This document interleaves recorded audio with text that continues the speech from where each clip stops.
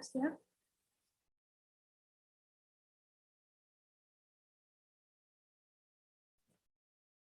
We are now live. We're live. Good morning and welcome to the Committee of Adjustment meeting for September the 8th, 2021, which will now come to order. My name is Don Popple and I'm your chairman today. Our committee today consists of Mr. David Bishop, Mr. Jerry Walker, John Smith, who is also councillor in Ward 4. We also have Danielle Hicks, who is our Deputy Secretary Treasurer, who controls the video portions of the meeting. So if you're not nice to her, you might get zeroed out.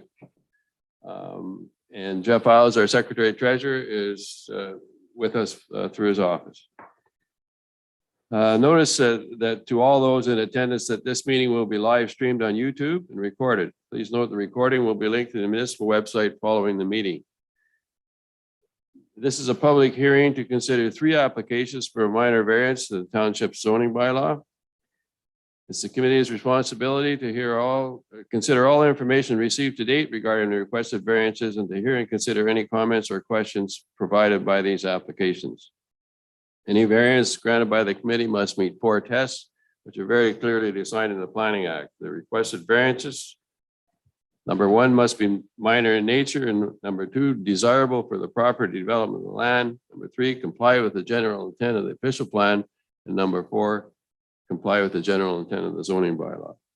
Please note if anyone wishes to be notified of any decision, please make a request in writing to the municipality. Do any members wish to declare a conflict of interest with any of these cases that are on today? If so, please hold up your hand. No one's holding up their hand, so we have no conflict of interest. Any oral or written submissions received in advance of the meeting will be verbally read aloud at the time the application is considered. Information regarding live streaming of the meeting is available on the Municipality of Dysart et al. Website. All persons who have pre-registered will have an opportunity to present or ask questions about the proposals. Please direct all your questions and comments to the chair. Each registered person will have up to 5 minutes to provide comments or ask questions. This time limit is going to be very rigidly enforced because periodically we've gone over, and it's important that you deal with the issue at hand and that only. So all you have to do is state your name in relation to the application prior to the committee. So the first thing we have to do is have a mover and a seconder for the committee for the minutes of August the 11th, 2021. Mr. David Bishop moved it that we adopt the minutes as presented. Do we have a seconder? John Smith.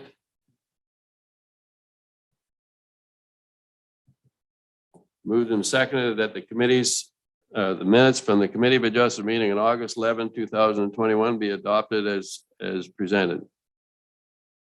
Carried. Please indicate holding your hand. Thank you very much. All in favor. So the first application we're going to consider is Mr. Minnis. Is that correct pronunciation? Mr. Minnis?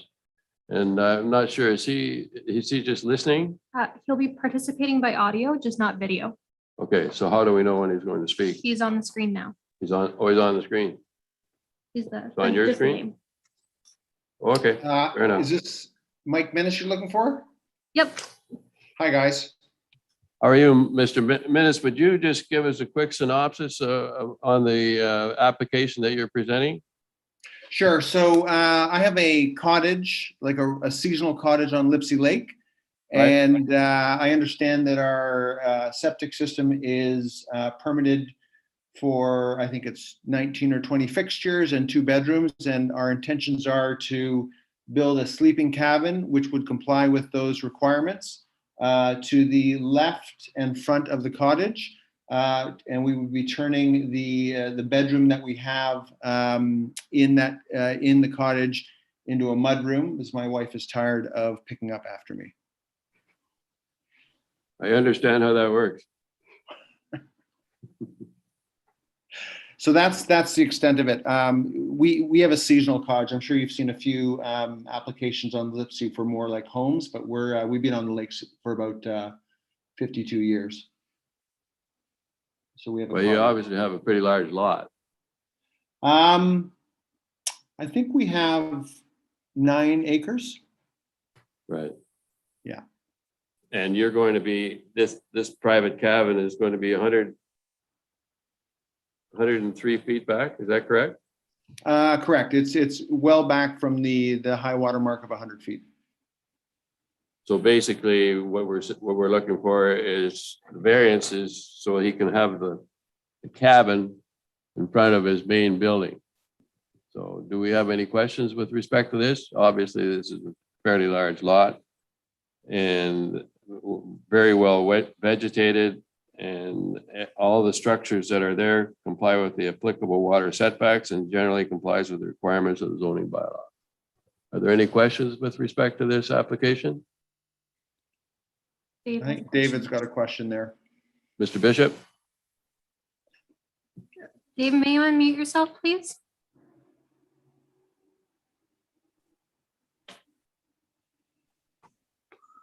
Yes, Mr. Chair. I would ask the question as to whether or not, actually 2 questions. The property seems to have had a number of additions, and I would like to know from Mr. Mins if he has within his title documents preserved any severances, or is it consolidated as one single parcel? That would be my first question. And my second question is there some physical impediment on the lands that prevents this building from being put in a proper place rather than having it being in the front yard? Sure. Thank you for your questions, Mr. Bishop. In terms of the consolidation, my understanding is that the property has been consolidated. So we've had the land in our family since 1961. I bought an additional piece of land, which is tacked on to the south of the property. And that survey and subdivision and addition was done by Paul Wilson. And my understanding is that that addition has been added to the original lot, and that it's all one lot. I only have one roll number for the lot, and that is for the entire piece of land. Okay. Thank you. And Can you then deal with the second question, Mr. Menace? Sure. So the second question is, we're actually on a bit of a cliff, looking down the lake. And so immediately to our north, we have our septic system, and then we would be encroaching upon the 100-foot mark if we were to build on the other side of the septic system. And then at the back of the cottage towards the east, it's actually a bit of a cliff and a hill going up to the top of the mountainside. So there isn't really any flat land available to us, besides the area that we've selected, where we could easily get equipment in to put in a foundation and build the cottage. So you're saying that really is a physical impediment to you creating this particular building in regard to the lands. Is that fair?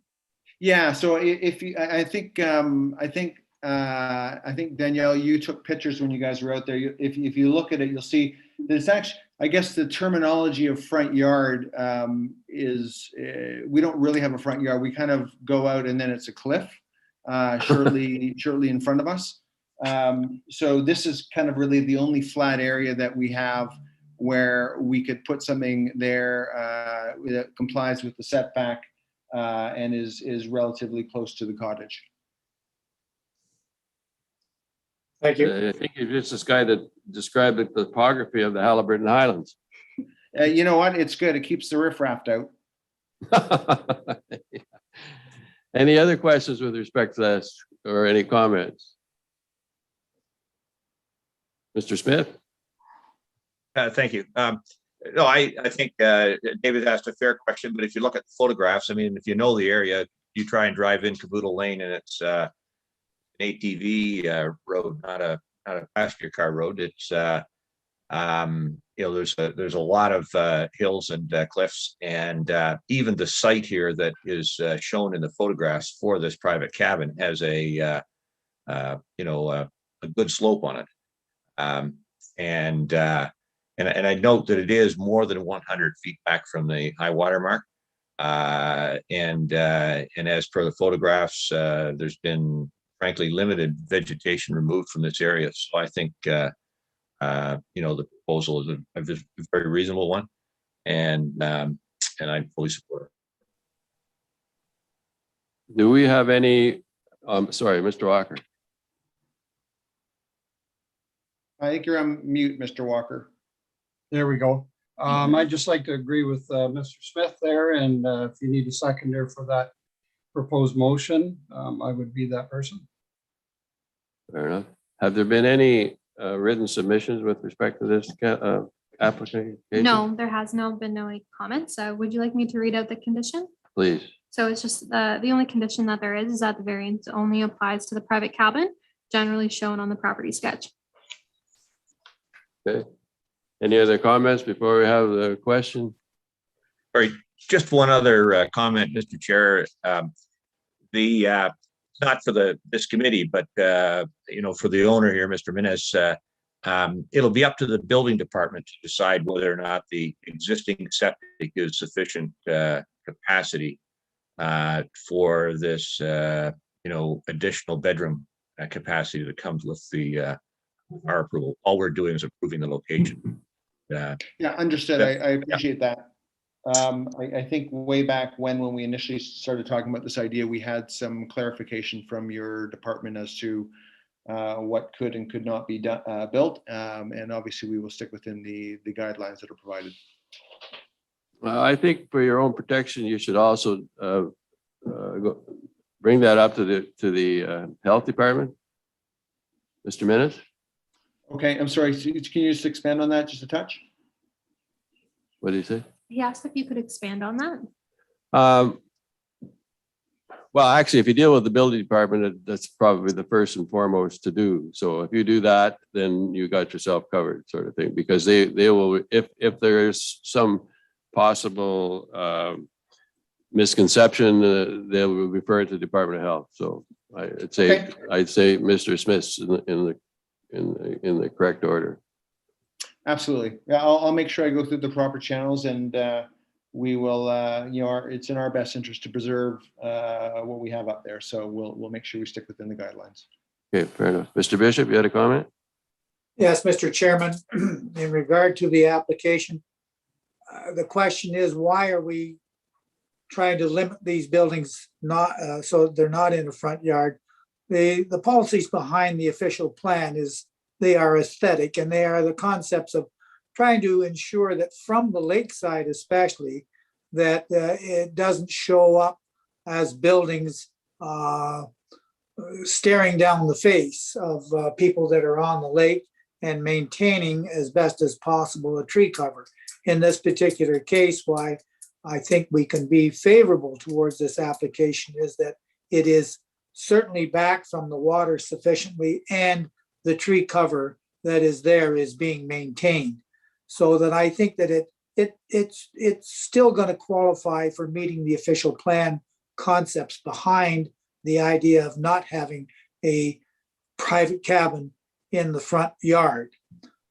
So it's still something that shows on a large piece of property, and it would appear that it's not going to be that viewable from the lakeside. Thank you very much. We have a motion that's been moved by John Smith and seconded by Gerald Walker. Be resolved, the committee's decision with respect to file D13 MV 2021-001 be recorded as follows. The variance is section 3.1 to permit a private cabin to be located within the front yard abutting the shoreline. Granted, please indicate your acceptance. Carried. There is an appeal period, Mr. Minnis, 20 days. I don't expect that there will be an appeal. However, one never knows with these things. So before you can proceed, that you just sort of informed of that. That's it. So thank you very much for your presentation and for your cooperation with respect to this. Thanks very much. And I'm actually not in Canada right now, and I probably won't be back there till about this time next year. So I'll be fine with that appeal period. I'm sure you'll meet that deadline. Great. Thank you very Thanks so much. guys. Stay healthy. Stay happy. Bye.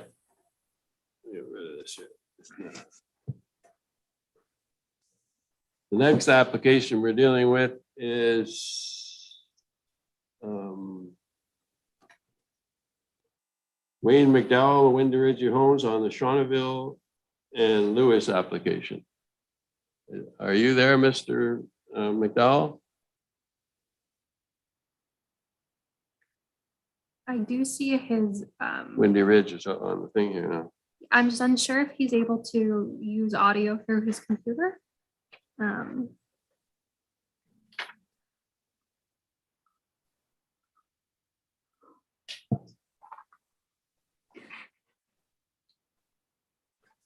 So have we got him live? His computer is live. I don't believe his audio is connected. But we're going to carry forward, so. I can, I've been to visit this property, and one of the other members of the committee has also been there. And I visited also, the Chairman. you were also there, Mr. Walker? Yes. The creek which is in question with respect to this particular lot has over the years caused numerous floods to the Emerson lumber area and that part of the property. And different times, because there's an overflow from up behind, and when that pond up there fills up, there's a lot of water comes shooting down through that particular water course. Personally, what this gentleman has going for him is that he's on town sewers. So I actually, in having looked at the lot, it would be very difficult to put a septic system there. I don't know how you would do it, but I guess anything can be done. But I'm a little bit concerned when we get an application like this, though, that we find out that the owner of the property has already ordered the house and probably put a down payment on it. And it seems to me that that's kind of putting the cart before the horse. If you think you're going to need a variance, it's a little bit absurd to just automatically think you're going to get it. And quite frankly, from my viewpoint, I don't have any problems with the side yard and the front yard setback, but I do have a problem with the water setback. So we're open for discussion. I don't know who we address our questions to, because obviously this gentleman has not got his monitor on or whatever. So anyway, I'm open to comments from our committee. Mr. Smith? Thank you. And I appreciate very much your comments, Mr. Chair, because I had the same concern. And the water setback is something that we're working really hard, as a community to protect. And when we've got a new development here, this is not now working with something that's an old legacy building. We've got a brand new development. And so I had lots of questions as to why can't they meet the setback requirements as defined in our municipal bylaws. And it sounds like from the report here that staff had asked that question, and they were told that the well had been drilled and the house pinned. Well, you're telling me the house may have been ordered already. Well, I'm with you. That's not an acceptable reason for us to waive the bylaw. They should have, dealt with the requirements of the bylaw prior to drilling a well and pinning or ordering a house. So, this is a small lot. The lot size was known to the owner, and they should have acquired a house that fit on the small lot, or tried to address the water setback requirement through a variance before they went ahead with other investments. And so just as we've had people who have put up a building and we've had to go back later and say, well, that building's going to have to be removed, before you can proceed with what you want. I think it's fair to take the same type of position here. No, we're looking at this on the merits of the request, and the merits of the request would not normally support waiving the bylaw requirements in terms of water setback, and unless somebody can bring forward some information here that explains why it makes sense in this case to waive those, I'd see no reason to support the requested variance. In the owner's defense, the well was drilled before he purchased the property with respect to that, but there is no indication. The only thing that's there to indicate a well is the wire down to the pump, but there's no, I can't see where the extension from the well is. It doesn't seem to be there. It's just a bunch of wires thrown in a hole. So anyway, I think that the buildings around, the properties around there are fairly well maintained and everything else, but I think the water part presents concern for me. I just wanted Danielle? to let you know that the applicants or the agent is trying to connect to audio. So that they're trying. They wanted to provide input. They did say on the phone to me that the house is not ordered yet. Well, that's good. Yeah, so that's my input.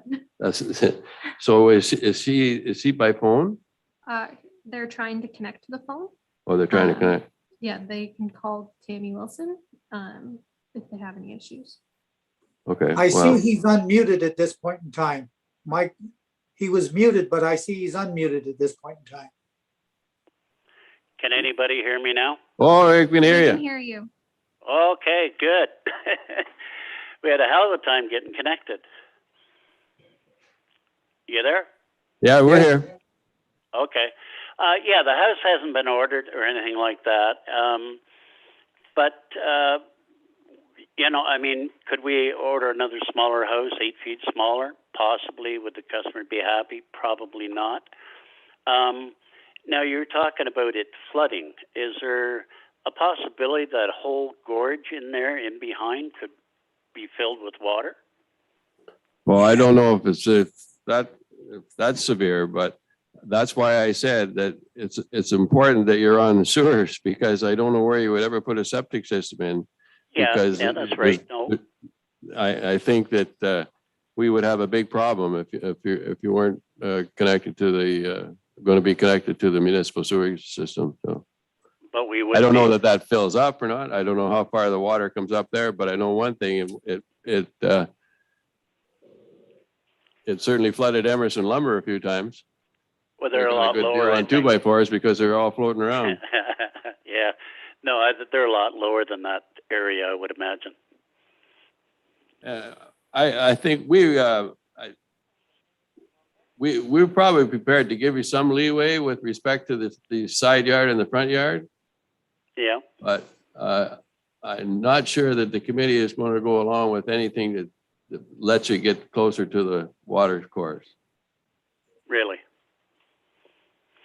Now, this was a lot that I guess if we had it built there 10 or 12 years ago before the bylaws changed as far as setback goes, the house would have been all right to be installed there. Is that correct? I'm not that much of a genius to be able to tell you that, but it probably would have. But Yeah, I'm there sure have that- been mistakes made in the past too, and there's going to be more made in the future. So. Yeah, I know. Yeah, I mean these people bought the lot, hoping to build a house here, and if we can't, I mean, we're only talking we're asking for I think 8 feet on the side. Well, I understand what you're telling me, and that's why I'm saying that we would probably be prepared to consider what you're requesting for the front yard and the side yard, but Yeah. in my, and I'm not speaking, I'm only speaking for myself. But I Yep. think that as Mr. Smith said earlier, this is pretty topical. I mean, we're sitting in the here and now, but where we're going to be 10 years from now. And that's what the problem is with these water course systems, is that it's gradually getting overflowing. And we have to control it. Mr. Bishop, you had a comment? Yes, Mr. Chairman, thank you. Yeah, I have attended this site on 2 occasions. I had this sketch, which I'm not very happy with this sketch. It doesn't really tell me a lot. When I tried to relate it to the staking that was on the ground, a number of the stakes were laying on the ground and were not in place, so I couldn't really tell exactly what they were trying to show me. The real question I have is I don't know exactly where public road ends physically. Because as I say, these stakes were laying on the ground rather than marking the front lot line, if the street is the front lot line. I also note on this property that there's already a spillover of fill from this lot onto the lands to the north where the creek is located. There is spillover of fill, but I also see there's a spillover of an oil tank and some concrete material that all heads towards the lake or the river, the creek, and it's inside of the 100-foot setback. No matter what, there's going to have to be some cleanup here, in my opinion. Your comment in regard to the well, I'm just wondering if they could jig that proposed building, either twist it on the lot or even move it to the south. The well, from what I could see where the rebar pins were, is right opposite I guess that's the east corner of the proposed house and I'm just wondering if it's going to have a basement walkout, whether or not the well opening could actually be located inside that basement. And then you'd be able to shove the whole building over to the neighboring house where you've got a 20-foot setback. Okay. So All right, it was a very confusing opportunity to have a good look to try and make it relate to what you're trying to achieve. And in that sense, I think when the surveyors were there and put the stakes in, it was frozen, and that's why they fell over. Now, worst case scenario, we could move the house closer to the other lot line. Could we then put the house in, even if we had to drill another well? Mr. Walker? That was going to be my question. How deep is the well? Because that seems to be the only thing in the way here, in my opinion. The well could have went behind the house or in front of the house. And depending on, like what is the depth of that well? If you're talking. We don't know what the depth. Yeah, we don't know what the depth of the well is, Jerry. But if we did move it over, I'm sure I could talk the owners into drilling another well. And that would solve the problem. I know it's only 8 feet, but we are looking at that precedent. And when I looked at it, same thing. It appears like, there is room to move that house over. The only hardship is where the well is at this point. I know the lot appears to be well treed with mature trees between the lot and the creek, which is a good thing. It's just the point about that well. If it would have been drilled in front or behind, we wouldn't be here with this application in that respect. Okay, So I don't know whether it's. Sorry, I don't know whether it's legal to have a well in a basement. That's something I can check with the building department on. And if it's not, then I think we would, the owners would go for drilling a well in behind the house. Okay, Ms. Danielle? I just wanted to say that the dwelling only needs to be 1.5 meters from the side lot lines. So if they push the building over, they may not need the variance to the one side lot line. Yeah. The building still does need to meet the 7.5 meter front lot line setback. Right. So that would still be a concern. I think what I would be interested in is seeing a complete sort of description of where the house, where you can put that house without impeding on the water setback. And I Okay. think in order to do that, we probably have to give you some time. So if we deferred the decision until the next meeting, based on you giving us a report of where you can go and how you can get there, sort of thing, it would probably work in both of our ways of what we want to accomplish here. Okay, so Danielle, if I've got 20 feet on the south side, I guess it is, and 4 feet on the north side, I still have to come over 8 feet. Would 8 feet suffice with the building department? It would. Okay, so I've got 8 feet, and I'm going to be down to 12 feet on the south side then. Yeah, well, the 1.5 meters is like 4.92 feet. So that's the minimum. Okay, so what you're saying is then it would work. Verbally speaking, yes. Well, Yeah. as I said when we started, we're probably prepared to look at some relief for you on the front and the side, but as long as you don't impede on the water setback with the house. Mr. Bishop? Okay. Don't forget, Mr. Walker wants to say something, Mr. Chair, and I think he had his hand up before I did, but I'll go ahead in any event. Very good.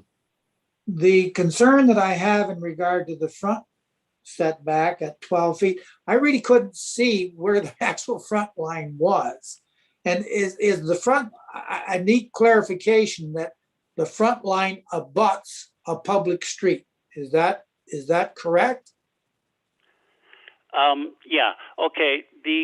There was a stake over on the north side that showed the lot line, which is pretty much in line with that block wall. That's why I wrote 12 feet on this application. But we're 72 feet from the pavement.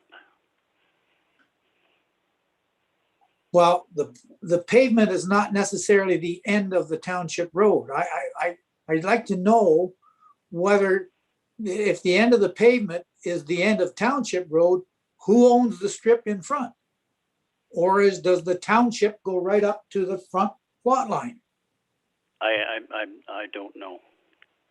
Well, when these people purchased, they would have had a report from somebody, a lawyer or somebody that would have given them copies of the surveys and all the particulars of the zoning and told them, you even get a well report. You can apply to get a copy of the well report that's applicable. Yeah. So what I have a concern regarding the 12-foot setback from the front lot line is I'm not getting enough detail of what is factually there and where the township road ends and where your front lot line is relating to the end of township road. Okay. Yeah. Okay. Go ahead. Mr. Isles had a comment here. Yes, thank you. And just to maybe try and address Committee Member Bishop's questions, according to the key map provided in the package, there appears to be a municipal road allowance that extends to this property. In addition, we did circulate the Public Works Department as part of our application process, and they submitted comments that they do not have any concerns with that setback variance. With regards to where that front lot line is, I guess staff can't really confirm that, but if we wanted to confirm that front lot line setback as granted complied with, indeed did comply, we could ask for a condition that an Ontario land surveyor confirm that setback as granted. Mr. Walker? Just a couple of notes. When was this lot created? Do we have that information? Well, I talked to the people who actually owned it before. And it was created, I don't know, 7 or 8 years ago. I'm not sure. So this is actually on Plan 1 of the village plan. So what does that mean? Like it's there from day one? It's part of a lot on Plan 1, which is the original subdivision, but this specific lot was not created at the time of Plan 1. Looking at our records, which I have right in front of me, the records aren't clear as to when this lot was created, which leads me to believe that it's existed for quite some time. Yeah. Well, it wouldn't be Can't quite hard. say. Wouldn't be hard for this gentleman to find out, because the lady who lives in the house right at the end of the street is the person who owned the lot. And actually, if I'd had more time, I would have spent more time with her and find out exactly how long she owned it. But I think Mr. Bishop's point is, where does the township road end and where are we at? And I think it's probably another reason for a deferral until because I think we're dealing with the blind here. Mr. Walker? Yeah, so just to my point, when you look at when this lot was created, it appears that it was created before the 2005 bylaw, which then did the setback from water. We're discussing, he's in a bit of a hard spot here because the creek is at the rear of the lot and it's on the side of the lot. And he's restricted by the street. So, this lot is squeezed in pretty good. You got it right. So, I think we have to have a little bit of more clarification, but, if we're asking him to move the house to the south, you still have to have access to get to the back of the house. So I think we have to be careful that we don't restrict, proper access. And, because this lot was created before that bylaw, which we've seen in other applications. So I think the deferral might be the proper channel here to get some more clarification. But with that being said, I think the owners have some right to have some sort of a building here that does work. So I'd just like to make sure that we keep that in mind. Well, I think he's entitled to a building. It's just a great case of where he's going to go and how we're going to get there. Right. And so I think I think we should defer it based on further information from the applicant. Mr. Smith, you had a comment? Yeah, thank you. Mr. Chair, I think that the deferral for some further information makes a lot of sense. I do think also we need to recognize, as Walker had said, that there's some history here, but it doesn't guarantee you can build a large house on a small lot. So the problem can be resolved in a number of ways. And it's not just about saying, well, we'll compromise the water setback, which, to be clear to the developer here, is not in place as much to protect you from flooding as it is in place to protect the quality of the water in our waterways, our lakes and streams and creeks and so forth. And that's what when the council today made this requirement of the 30-meter setback, it was for water quality protection, more so than a risk of flooding. As flooding may be a greater risk in other communities, but we're concerned about the quality of the water. And I wonder also, and Jeff may have a comment on this, about the these kind of hand-drawn sketches like we've got here, which are reflecting some of the facts, but maybe not all of them. If it would be more appropriate to actually have an official survey by an Ontario land surveyor, signifying where things are, because we've had a number of cases that come forward, people coming back and appealing something at this committee or at council, where they ended up building in the wrong place, and they try and blame us for that and want us to address that historical error.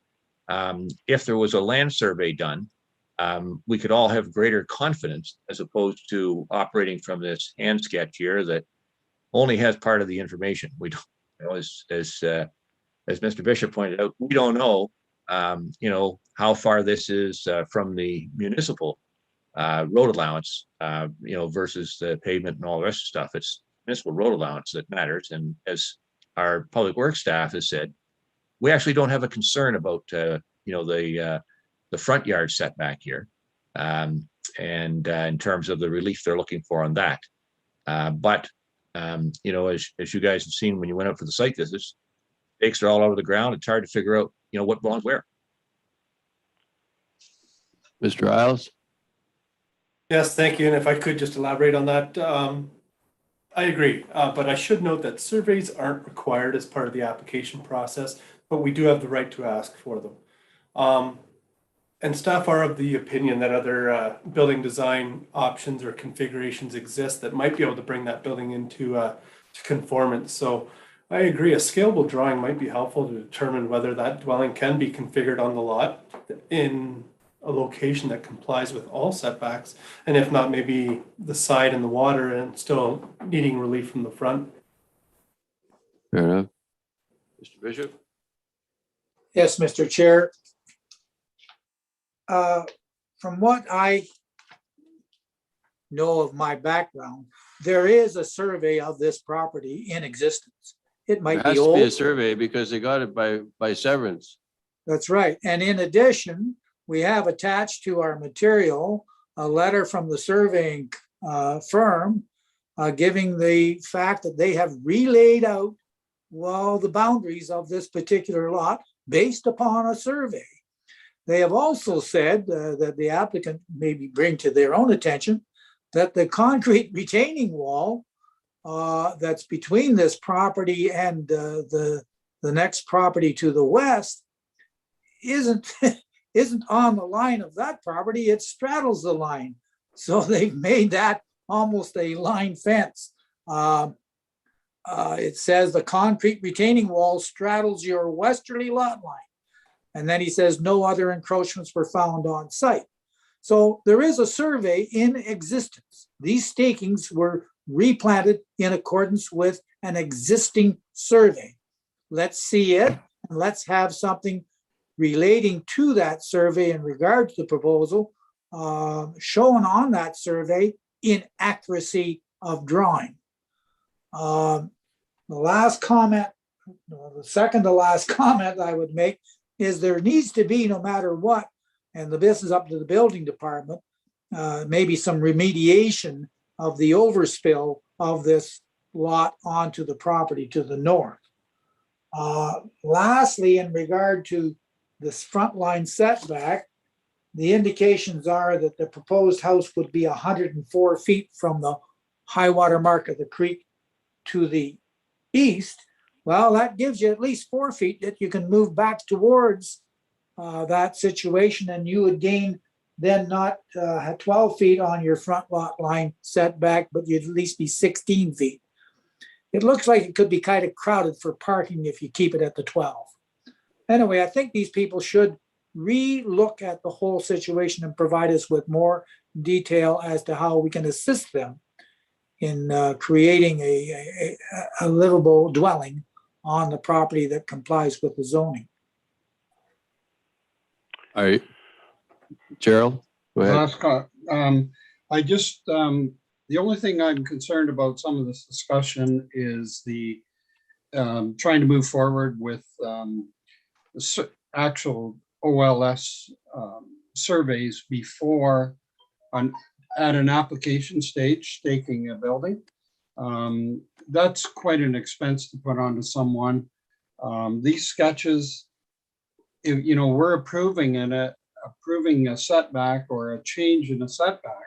It's up to the owner to meet that.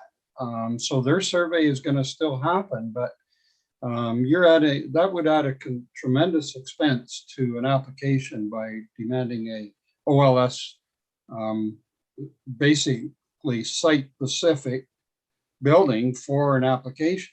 So I'd just be cautious there. Okay, well, I think we can argue till the cows come home here, but basically, Mr. McDougall, we need some more information before we can move forward here. Okay. To avoid another cost of coming to appear before the Committee of Adjustment, we're prepared to defer this based on more information. And I think you've been part of the discussion. I think you know what we're looking for. And we'll work with you, but that's where we're standing. And I suspect, I'll give you the last comment, but I suspect that's where the committee is going to go. All righty. So I can get the surveyors back in and redo this survey if you want, and place. I don't think you have house- to redo it.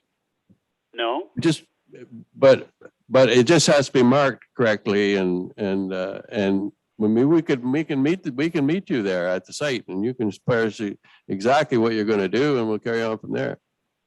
Okay. All right. And how do I arrange that? You arrange it through Mr. Isles.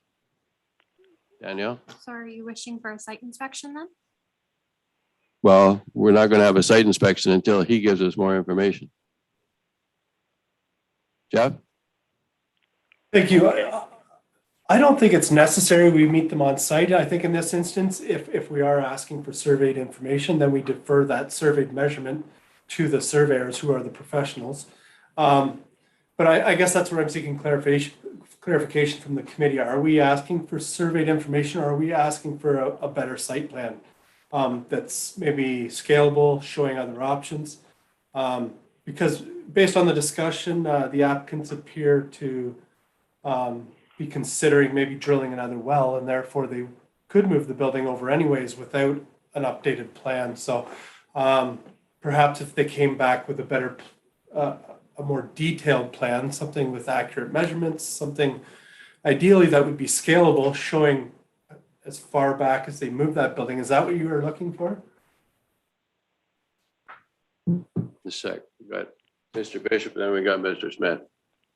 Once again, Mr. Chair, I think there seems to be some confusion. A survey already exists in I know regard that. to the piece of property. So it's not asking the surveyor to come out and create another survey, produce to us the material that we know. And as I say, a well report exists. So give us the information and relate it as far as your building is concerned to the actual survey. And keep in mind that he now knows that maybe he should just move it to the south and move it back. And as I agree with you, Mr. Chair, we are looking to give this gentleman and the owners relief, but still meet some of the requirements that we know can be met. Mr. Smith, did you have a comment before we close off this part of it? No, I'm good with where we are. And I would say, based on Mr. Walker's comments there, I'd be okay if there's a proper drawing given to us. Doesn't need to be done by a surveyor at this point. Get a proper drawing given to us, could be overlaid on that old survey that already exists. And then if you need to get a land surveyor to come in and stake it out in line with whatever we might have approved at some point in the future, maybe that's a more cost-effective way for the owner, a more certain way, so they don't need to get the surveyor back out until they have our ruling, and then they can stake the building location based on that ruling. That would be acceptable to me anyway. So I'm looking for a motion for deferral based on further information. So do we have a mover for that, Mr. David Bishop?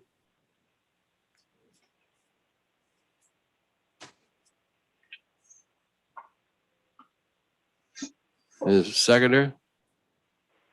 John Smith? So it's moved and seconded the committee's decision with respect to file D13MV-2021-021 be recorded as follows, be deferred. The decision will be deferred based on further information from the applicant. Is that carried? Please indicate your support. So, Mr. McDougall, are you still there? Yep. So I Yep. think you know where we're going here. Yep. I think we know where you're going. So if if you work with Mr. Isles with respect to this whole thing, then we can probably work this thing out. Alrighty. And we may have a copy of the survey in-house that we can provide a photocopy of to get started too, so. Well, there definitely has That to be a would be- survey because that law was created by consent. So there has to be one somewhere. Yeah, I it- have a copy of the survey. So we've got till the next meeting to get this sorted out and hopefully get you on the Get the road. house placed properly. Yeah. Okay, I'm happy great. that you didn't order the house. Yeah. Thank you well, very much for we're- your we're- attendance we're- today. Thank you very much. Yep. Okay, thank you. Bye. Okay.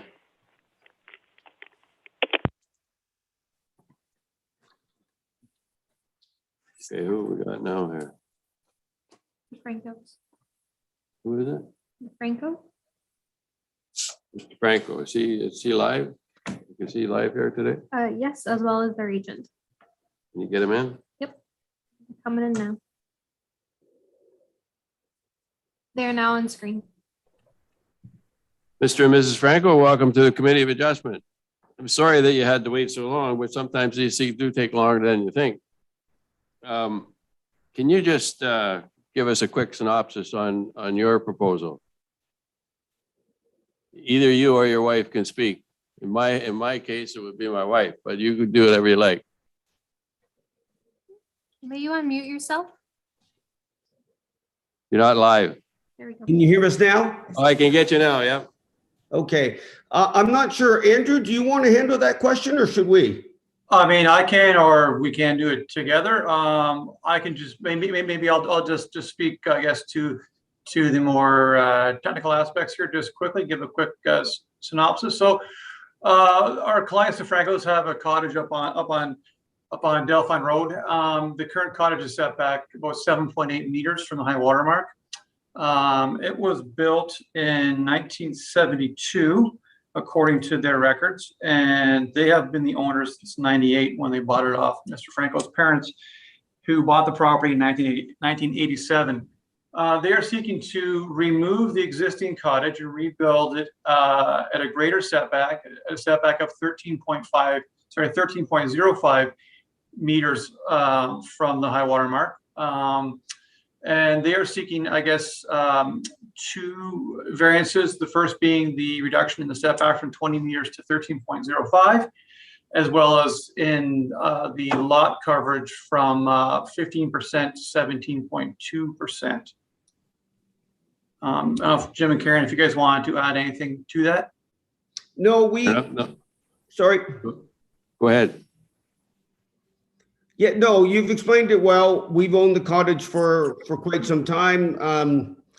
We decided we initially wanted to just expand. We had an architect come in and he told us we'd be far better off to purchase a new cottage because we wanted to move it back from the lake. And he said that the cost that you're going to run into, you may as well invest in a new cottage. So that's what we decided to do.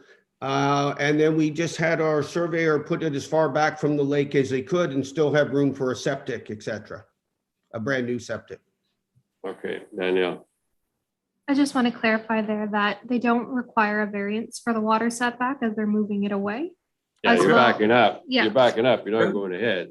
And Right. as previously. So the dis- issue is the lot coverage. Yeah, and as previously discussed with Mr. Marshall, the lot coverage was calculated at 17.3%. 17.3. Well, nobody's going to argue with that. Well, I'll say one thing. You've got things going for you that a lot of people don't have when they come here, and that is that you're backing the thing up. You're not moving it closer to the lake. Exactly. We're really trying to work with the environment. We've always wanted our cottage further from the lake, but it's a huge expense and we can finally afford it. How important is that patio beside your place to you? Because it straddles two lots, right? Yes, it does. We love that patio, obviously. Yeah, I'd love to come for a drink sometime, but I don't think I I would can love do it to have you. Those, Nice patio. when we built that, let me just give you the 2-minute. We hired Black Rock Landscaping, Don Woodstra and Halliburton. And Yeah, I know where he is, yeah. Yeah, he's very knowledgeable, and he assured us that any two neighbors can put a patio between their lots. That was what he told us, that it would be fine. And, you know, you could put a pergola up if you want.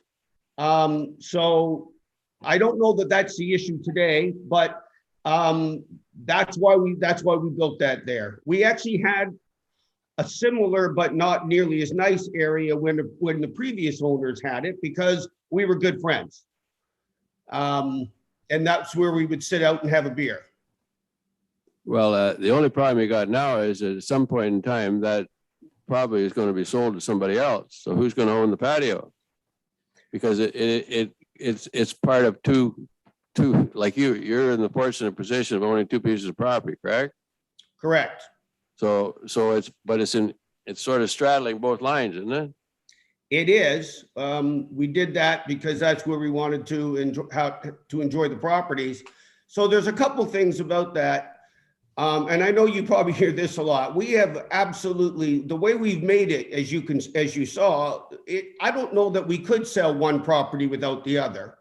We'd be more than willing to, and I told this to the county when we bought it, we'd be more than willing to make those two lots into one lot, so we couldn't sell them separately. It's just not our plans, and we've got 4 children and grandchildren coming, and that's our little cottage compound. I know it's not part of your plan, but plans change. And there's also another shed on your property that's down at the lake, isn't there? Am I correct there? There's a shed it's behind and to the left of the current cottage. Yep. Well, it's not in compliance. So part of what we would want to do is have you straighten that out, either remove it or make it into compliance, which you can find out from Mr. Isles what you have to do with that. And I guess we'd like maybe some consideration with respect to the patio. What do they suggest? So what do you suggest? Because I didn't think the patio was part of the variance that we're looking for. Not part of which?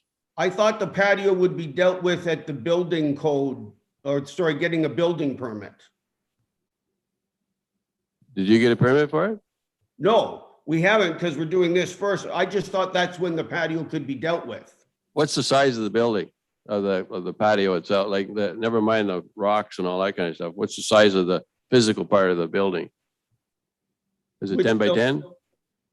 Which building are we talking Oh, about? the pergola. Gazebo or whatever you want to call it. Oh, the pergola. It's 8 by 10. So he didn't need a permit because it's not 100 square feet.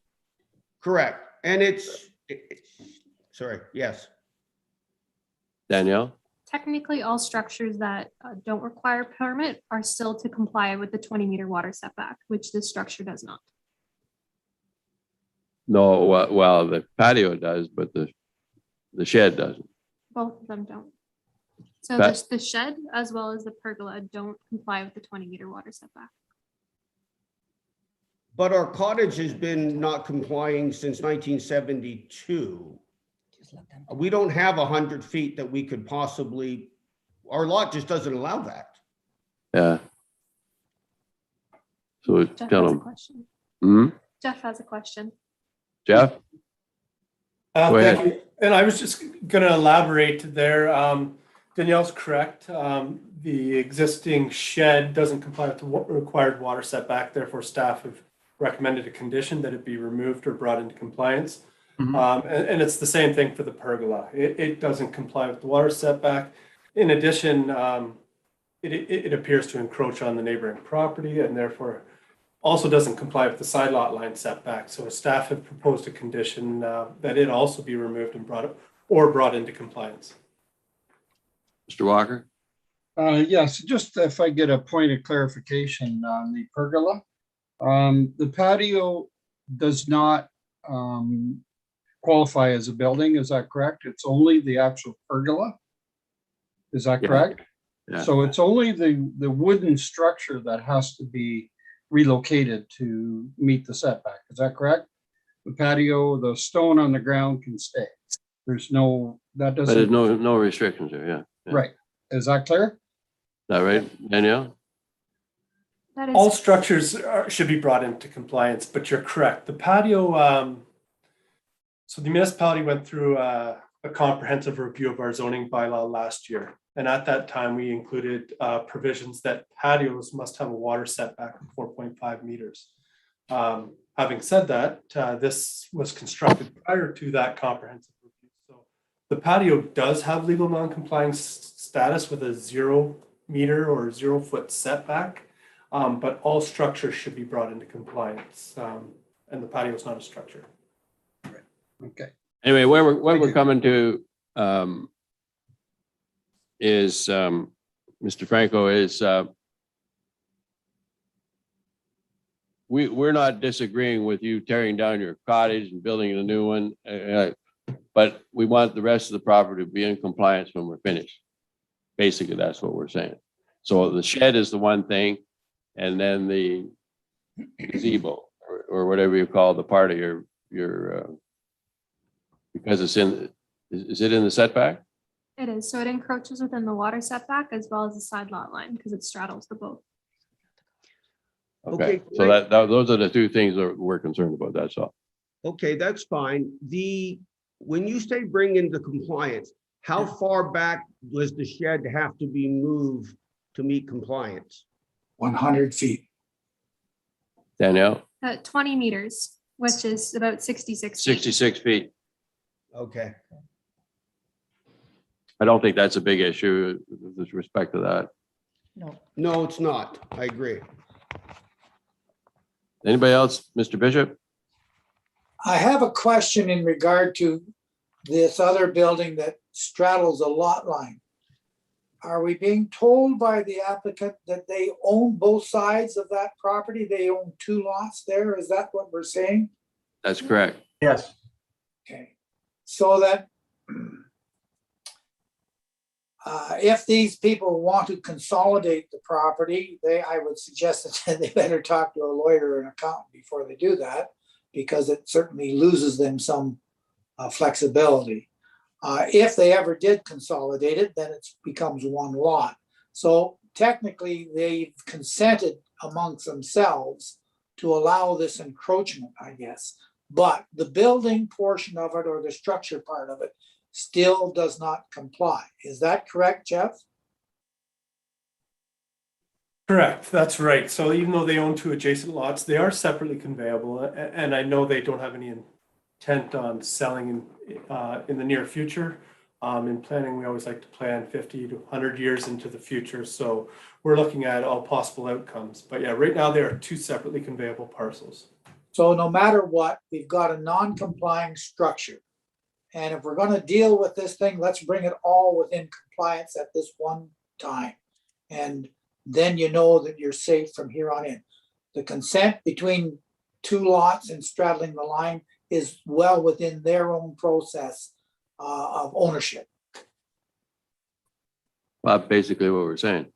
I agree with you 100%. John Okay. Smith?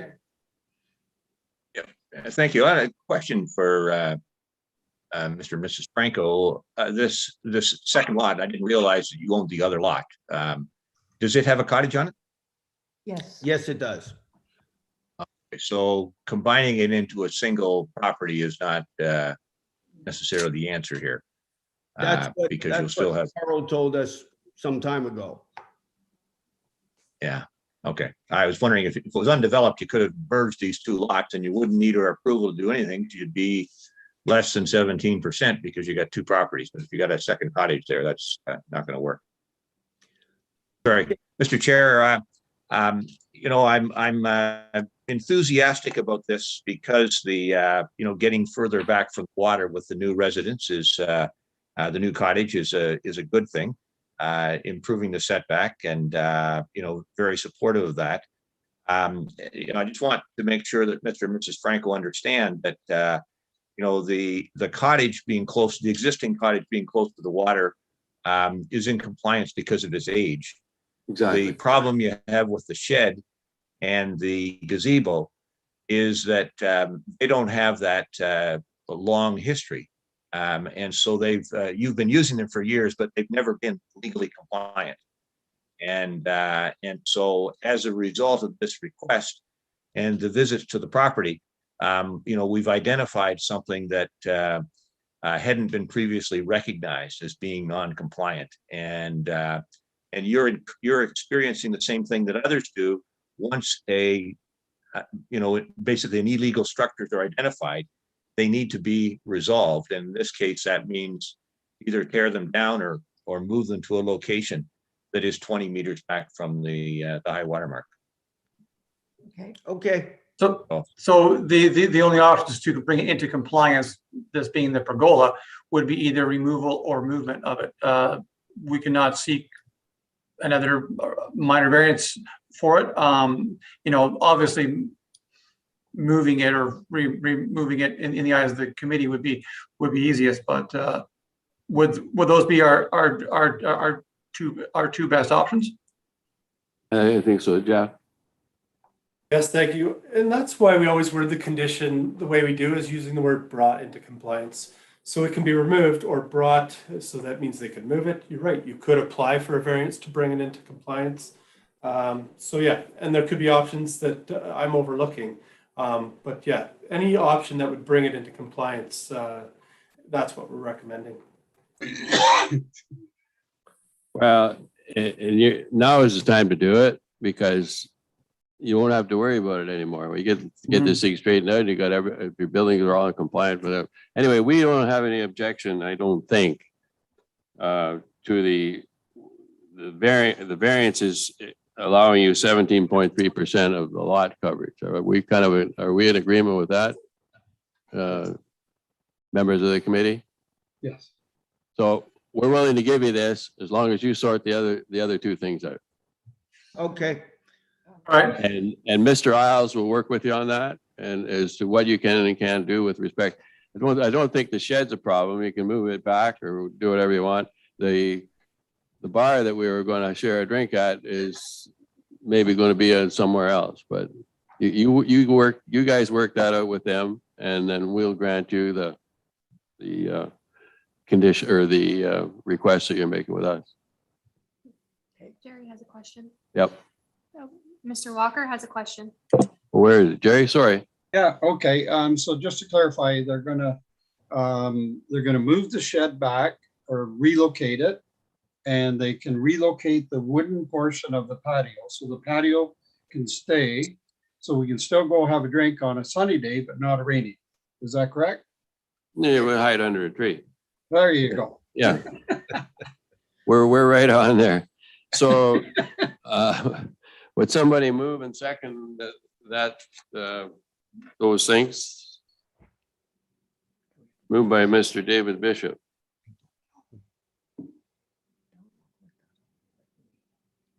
And seconded by Gerald Walker. So be it resolved that the committee's decision with respect to file D13 MV-2021-023 be recorded as follows. An increase the provision of section 5.2 to permit a lot in the waterfront residential type 4 WR4 zone to have a maximum lot coverage of 17.3% as opposed to required maximum of 15% is granted. And the conditions that we're speaking of will apply. That is the compliance of the gazebo type of thing and the shed at the front. Can I have a vote? Jeff has a Please question.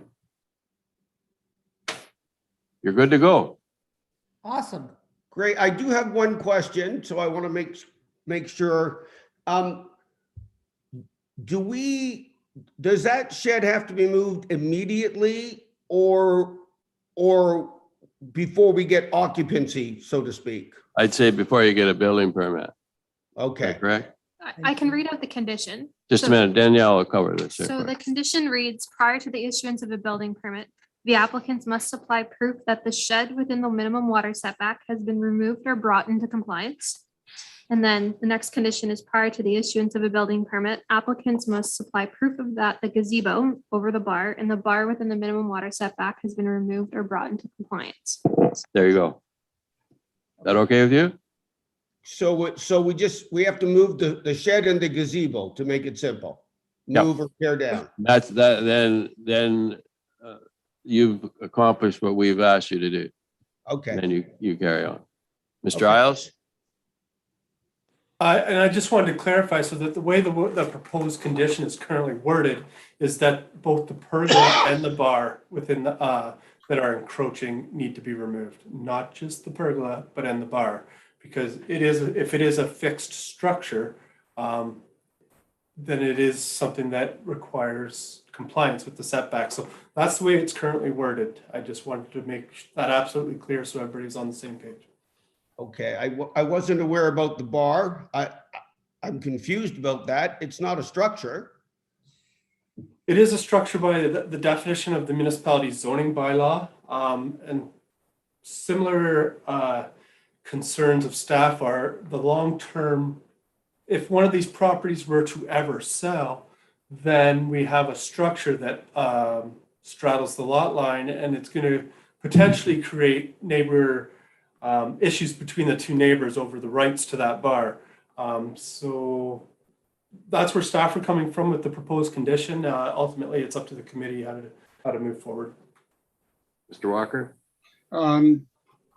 Can the bar be made into a portable bar? Put some wheels on it? I was wondering. If you do that, then it's no longer a structure sitting permanent. So that might be your option there. Just put some wheels under it and you're good to go. Perfect. Thank you. Awesome. Does that work? Sorry, I can't see this gentleman's name. Mr. Marshall, sorry. Go Yeah, ahead. just so for compliance, you mean, so you need to be beyond the 20-meter setback and you want it moved onto one of the two properties? So it's entirely on one property? It can be on anything. If it meets the water setback, it can be wherever you want to put it. All right. Okay, thanks. Is that all right, Daniel? Danielle? Yeah. Okay, thanks. Yeah. If you want to move that to the other guy, well, it just means that when we come, we have to go to a different lot to get that free drink. Any other questions with respect to this application? I'll accept the motion for adjournment. Moved by David Bishop. And seconded by John Smith. This meeting now be adjourned at 12:10. Is that correct? 12:10. 12:12. 12:12. Thank you very much for your attendance and good luck with your program. And my phone number is 1150. Just call me anytime. Thank you. Thank you very much.